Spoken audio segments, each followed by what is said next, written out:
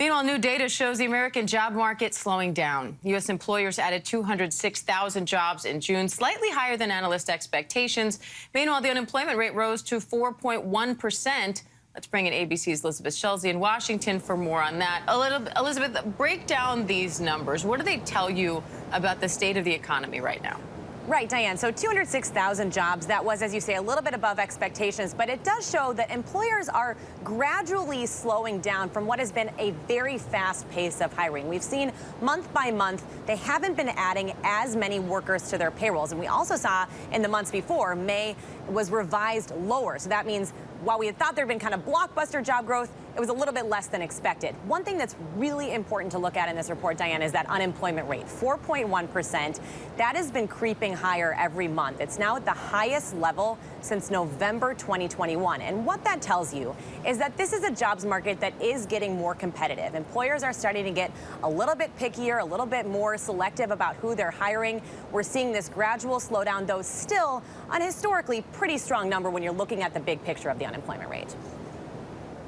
So, Elizabeth, what sticks out to you from this report? What does it mean for a potential rate hike, which is always the big question every time we get an economic report, and, of course, the stakes for the election?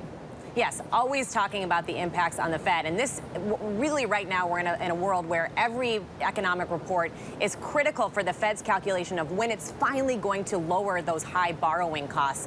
This report does seem to confirm this gradual cooling in the jobs market, which is what the Federal Reserve wants to see. The reason for that is that that would also mean that wage growth is kind of tempered, which means inflation is also cooling. The Fed doesn't want to see a recession. It doesn't want to see a big increase in the unemployment rate, but it wants to see that this overall kind of hot jobs market, higher inflation has been cooling enough that can lower those borrowing costs. And of course, that means big impacts on people's everyday lives when you're talking about borrowers, lower credit card payments when you're trying to pay off credit card debt, possibly lower rates for a car or a home loan for a mortgage. So this report, one of the key pieces in that picture for the Fed, we're also going to get inflation next week, which is critical. When you think about the political implications of this, Diane, we know that President Biden, continues to try to run on his record on the economy, but a lot of this has not been getting through to folks when you talk about if they're feeling it. This is still a strong jobs market, but there are some signs that there are a little bit of cracks in the market. We'll have to see how the president addresses that, if he does at all. Diane.